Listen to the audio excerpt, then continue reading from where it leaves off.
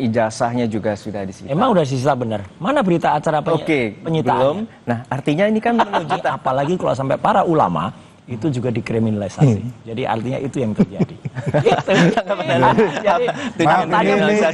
Ini Mas Roy udah terlalu jauh dan terlalu ngawur ya menurut saya. Karena gini.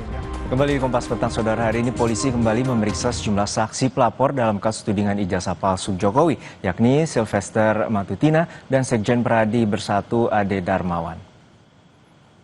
Dalam pemeriksaan kali ini, penyidik mengklarifikasi relawan Jokowi atas sejumlah video soal pernyataan Roy Suryo CS yang menuding ijazah Jokowi palsu. Sylvester menilai selain 5 orang terlapor akan ada banyak pihak yang terseret dalam kasus pencemaran nama baik tudingan ijazah palsu Jokowi.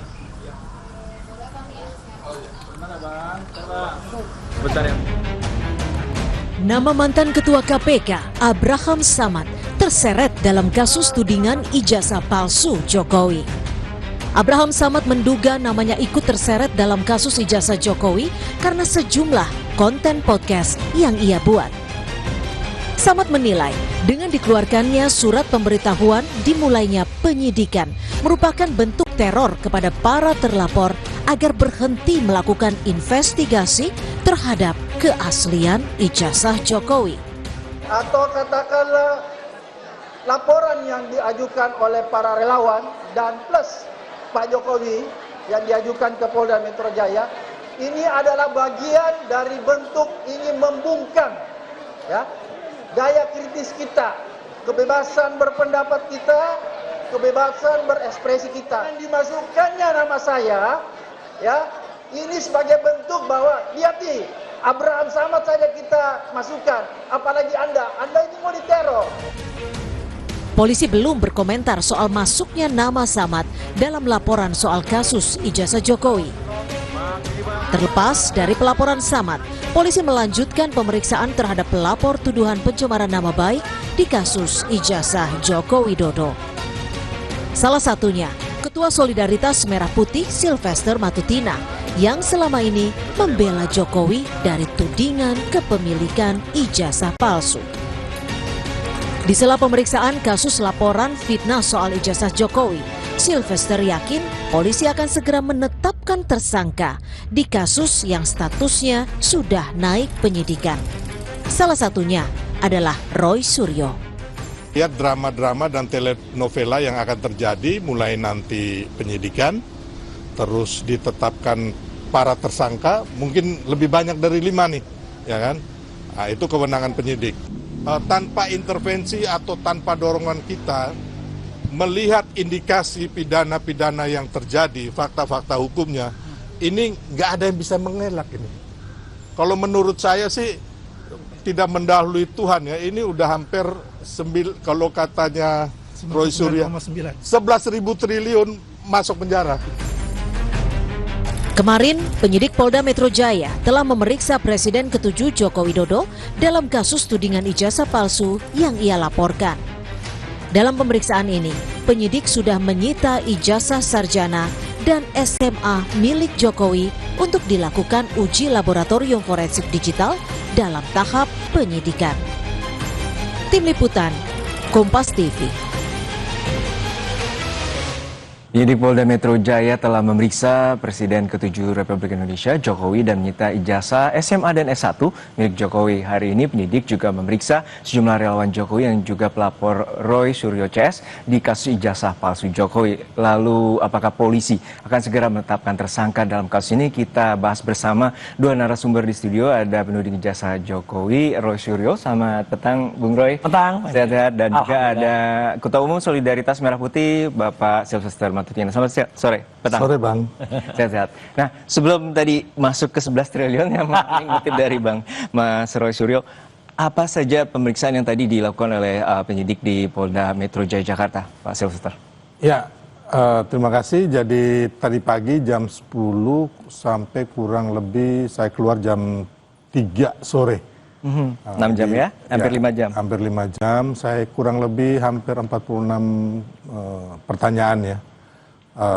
Kebanyakan pertanyaan sama waktu saya diminta jadi saksi pelapor oleh Pradi Bersatu di Polres Jakarta Selatan. Intinya penyidik menanyakan kejadian yang waktu itu saya ada bersama Mas Roy di beberapa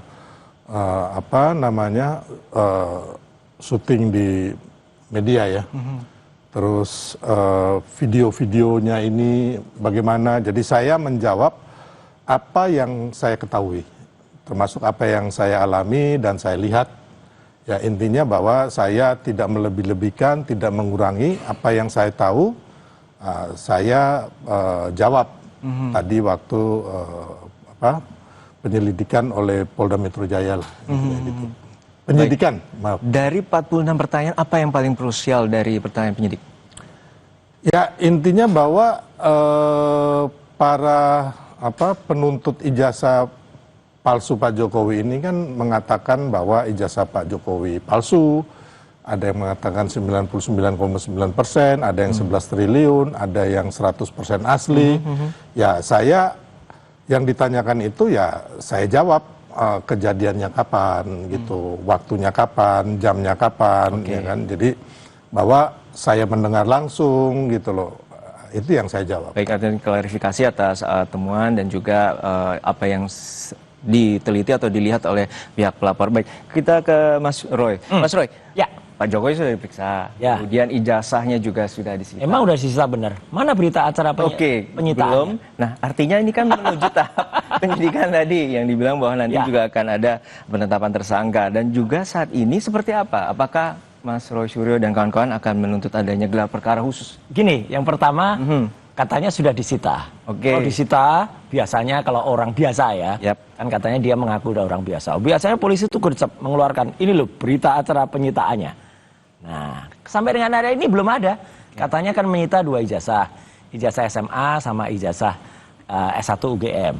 Kalaupun tidak berani menunjukkan ijazahnya yang SMA ataupun yang Universitas UGM, tunjukkan berita acara penyitaannya. Itu baru jujur dan polisi akan mendapatkan kepercayaan masyarakat. Kalau hanya begitu kan nggak ada. Apalagi kemarin di Polresta Solo ya, ketika diperiksa di ruangan yang sangat mewah itu, ya judulnya aja lounge. Ya, jadi ini loh sekali lagi publik harus tahu pemeriksaannya itu bukan di ruang penyidikan, tapi di lounge Polresta Solo yang sangat mewah. Ya, gitu. Jadi ada sofa, kemudian itu kan pertanyaan masyarakat. Nih komentar, saya hanya baca komentar saja masyarakat tuh.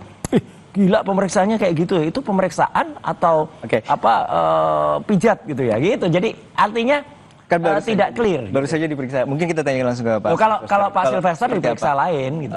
Saya diperiksa di tentu pasti ditanya oleh pihak ruang kepolisian. yang sempit ya. Dan saya pikir saya juga pernah diperiksa di ruang yang bagus juga. Dengan kasus-kasus lain. Dan bukan hanya Pak Jokowi, itu sekedar teknis. Tapi kan kita kembali lagi, marilah substansinya apa yang memang menurut saya sampai saat ini apa yang dilakukan oleh Polda Metro Jaya dan Barreskrim itu sudah sesuai dengan undang-undang yang berlaku. Soal ijazah tadi sudah juga dikonfirmasi ulang juga oleh sudah pihak. disita, tapi intinya memang belum ditunjukin karena tidak ada konferensi pers waktu itu oleh Polda Metro Jaya dan Polres Surakarta. Jadi waktu konferensi pers kan hanya Pak Jokowi dan tim hukum. Jadi saya pikir menurut saya ini tidak usah dipersoalkan. Kan nggak mungkin juga itu ijazah itu nggak disita gitu loh. Tapi kalau kan ini kan udah di-announce oleh seorang mantan presiden, terus yang teman-teman di sana. Jadi menurut saya sih itu clear bahwa itu sudah disita. Intinya itu. Artinya sebelum ada BAP dan juga nanti perlu pembuktian, apakah juga gelar perkara ini jadi jawaban? Oh iya, karena apa? Karena selama ini yang kita lihat ya, Polda ini mengulangi kesalahan atau mengulangi cacat yang terjadi pada Barreskrim. Artinya gelar perkaranya tidak terbuka, sepihak, kemudian tidak clear, apa-apa tidak tertunjukkan pada masyarakat. Ya wajar lah masyarakat bertanya satu soal lounge tadi. Yang kedua soal pemeriksaan di Solo kemarin pun kan jadi pertanyaan. Pemeriksaan kalau sesuai dengan skep atau keputusan Kapolri itu boleh diperiksa di tempat yang bersangkutan. Kalau sakit tidak memungkinkan untuk berjalan, tidak memungkinkan untuk pindah, sehingga dia mungkin sakit atau mungkin tambah. Tapi mungkin terkait dengan domisili? Enggak ada loh. Kalau gitu biar nanti Bang Resmon juga minta. Kalau gitu saya akan minta diperiksa di Baligo. Oh, Baligo. Iya, di Balige. Kemudian saya akan minta diperiksa di Jogja aja lah gitu misalnya. Jadi ini menunjukkan cara-cara yang tidak bagus ya. Bukan sifat seorang tidak bisa diteladani. Apalagi kemarin kalau dikatakan Mas tadi kan mengatakan itu sudah dikatakan. Ya, jadi nggak mungkin lah kalau kata Bang Silves tadi Pak Jokowi bilang kok itu nggak dipercaya. Loh, wong beliau saja itu sudah dilaporkan sekarang di Polda DIY. Kebohongan Jokowi itu dilaporkan oleh Silves gitu. Kan dilaporkan Pak Resmon gitu ya. Jadi artinya kan ya sudah, apa yang dia omong A kan bisa juga kiri, sen kiri belok kanan. Sudah tapi belum. Nah kayak gitu, tapi iyalah biarkan. Tapi satu lagi yang penting. Kalau saya sih koreksi dikit Bang Silves, saya sih jarang mengucapkan sekian ribu triliun ya. Saya selalu mengatakan saya tidak boleh mendahului Tuhan, ya kita tidak boleh mendahului Allah. Karena apa? Saya selalu mengatakan 99,9% gitu. Nah, jadi kalau di atas itu ya mungkin Bang Silves sudah merasa di atas Tuhan tadi. Ya Bang Silves, bahwa untuk saat ini bahwa penyidikan atau polisi masih bekerja dan juga ada tuntutan untuk gelar perkara khusus. Lalu tanggapan Anda seperti apa? Ya nggak ada masalah kalau memang itu dimungkinkan oleh penyidik di Polda Metro Jaya dan itu buat kebaikan, kenapa tidak gitu loh. Dan memang ini menurut saya memang tempat yang buat Mas Roy dan kawan-kawan ini bisa melakukan argumentasi di situ ya dengan bukti-bukti yang mereka punyai. Tapi kembali lagi Mas Roy dengan tidak mengurangi rasa hormat saya, sampai saat ini saya mengatakan bahwa bukti-bukti yang diajukan Mas Roy dan kawan-kawan ini nol atau zong. Itu yang meyakinkan bahwa Anda menyebut 11 triliun tadi. Ya, kenapa? Karena gini, Bang, jadi intinya yang diteliti oleh Mas Roy dan kawan-kawan ini hanya satu potong foto yang ada di media sosial atau digital. Digital, bukan asli gitu ya? Bukan asli, bukan original, bukan analog, yang seperti diteliti oleh laboratorium forensik Mabes Polri. Analognya nggak berani keluar. Jadi gini, dan makanya Mas Roy, apabila Anda mau menuduh orang ijazah palsu, Anda harus punya bukti ini dulu. Artinya yang jangan sampai suruh Mabes Polri yang nyari buktinya. Ini kan repot gitu. Jadi ijazahnya udah ada. Face comparison terus kemudian nggak bisa, karena yang diteliti itu adalah digital gitu loh, bukan ijazah palsu yang asli atau ijazah asli yang asli. Ini yang saya bilang tadi ya kan, bahwa tidak dibenarkan gitu karena memang untuk fotokopi ya kan, untuk jadi alat bukti di pengadilan bisa apabila ada pencocokan dengan yang asli. Itu ada. Tapi kalau dari awal diteliti ini hanya fotokopi, kita ini membohongi rakyat gitu. Nggak ada. Ini asli seperti apa? Inilah kemajuan teknologi. Ya, kalau kemajuan teknologi itu misalnya apa? Misalnya ijazah itu belum berani dikeluarkan yang asli. Kan selama ini nggak berani dikeluarkan. Sampai gelar perkara khusus pun ini masyarakat harus tahu. Ijazah asli itu tidak pernah ditunjukkan. Ya, tidak pernah keluar. Alasannya nanti bersidangan. Persidangan yang mana? Kalau persidangannya yang ada di Bareskrim itu naik ke persidangan, itu baru akan keluar. Tapi kalau yang ini udah ada cara. Pemeriksaan harusnya di Jakarta saja, di Polda Metro. Takut pemeriksaannya kemudian di Polresta Solo. Nggak kelihatan. Kan seperti contoh di Polda Metro tuh, meskipun dilipet-lipet kan kelihatan ijazahnya. Kalau ini enggak gitu. Jadi Oke. Kita lanjutkan kembali di jeda Kompas Petang untuk Mas Rosyo dan Bang Silvester hanya di Kompas Petang. Anda masih menyaksikan Kompas Petang terkait dengan pembahasan tudingan ijazah palsu Jokowi, dan saat ini kami masih bersama dengan Bang Silvester Matutina dan juga Mas Rosyo. Kami menuju ke Bang Silvester terlebih dahulu terkait dengan tadi pertanyaan dari pihak penyidik, ada 46 pertanyaan dan salah satunya berdasarkan laporan adanya nama Abraham Samad juga masuk di sana. Apakah itu juga masuk dalam bagian pelaporan Anda? Enggak, kalau yang Bang Abraham Samad enggak. Kebetulan yang itu kan Bang Roy, yang intinya waktu itu menjadi narasumber di berbagai media lah, dan itu kita langsung berhadapan. Dan kebetulan yang melapor itu ada di tempat juga.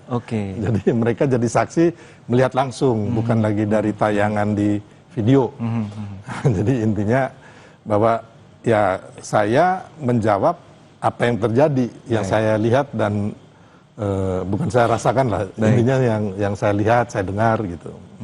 Oke, untuk Mas Yuryo bahwa Ya. ini ada nama-nama, ada 12 nama yang kemungkinan besar juga akan menjadi masuk dalam tahap penyidikan dari pihak kepolisian. Apa ini juga bagian yang seperti yang Ya, bilang ini- kriminalisasi? Betul. Jadi ini akan menjadi catatan yang sangat tidak bagus ya untuk pemerintahan ini. Kalau saja seperti Bang Abraham Samad, kemudian juga Bang Michael Sinaga, kemudian ada juga satu Bang Ian ya, panggilannya Ian itu. Terus satu lagi yang saya juga malah nggak ngerti itu kok bisa masuk karena saya nggak pernah ketemu, jarang Bang Aldo ya, Babe Aldo. Itu juga masuk. Jadi di antara 12 nama itu ada 3 klaster kalau menurut saya. Klaster untuk peneliti, saya RRT ya, saya Dr. Ismon dan Dr. Tifa. Kemudian ada dari kelompok TPUA, ya, kemudian ada media. Kalau sampai media itu kemudian dikriminalisasi di tahun ini baru sejarah bagi Indonesia, ya, karena media saja bisa dikriminalisasi, gitu loh. Kemudian kalau sampai kami para peneliti itu dikriminalisasi, waduh, itu juga catatan buruk bagi pemerintahan ini. Jadi ini harus hati-hati sebenarnya. Polisi itu harus disadari atau tidak, dia justru akan memperburuk citra Republik ini, apalagi kalau sampai para ulama itu juga dikriminalisasi. Jadi artinya itu yang terjadi. Gitu. Jadi ini banget nanti, gitu Mas loh. Roy udah terlalu jauh dan Enggak terlalu lah. ngawur ya menurut saya. Karena gini, nggak mungkin juga ada kriminalisasi terhadap bukti. ulama, Oke. termasuk kepada insan pers dan media. Belum ada ya yang kayak Kompas atau TV One atau apapun lah teman-teman wartawan itu yang dikriminalisasi di kasus ini atau yang lainnya. Baik. Ya, itu YouTuber Jadi contoh. mungkin gini, kayak Abraham sama Singkat saja. terus sama si siapa Sinaga itu, ya kan, itu kan udah jelas-jelas Baik. bagaimana mereka podcast menyerang, Baik. ya kan, Baik, kita memutar balik tangkap fakta, poinnya. ya kan, memfitnah, dan kita Baik. lihat itu kan terjadi juga waktu Bambang Tri dan Gus Nur. Oke, Podcastnya baik. akhirnya masuk penjara. Kita Sama. Catatan buruk Republik ini karena pelaporan-pelaporan yang nggak jelas Oke, itu. baik, kita nantikan bagaimana polisi dapat menemukan bukti dan juga mengakhiri dari kasus tudingan ijazah Jokowi. Terima kasih Bapak-bapak, Terima kasih, Bang. Sesutar Matutina. Terima kasih, Tunggu 11.000 Kompas. triliunnya Mas tadi. Roy Suryo. Terima kasih. Oke, makasih. Selamat petang.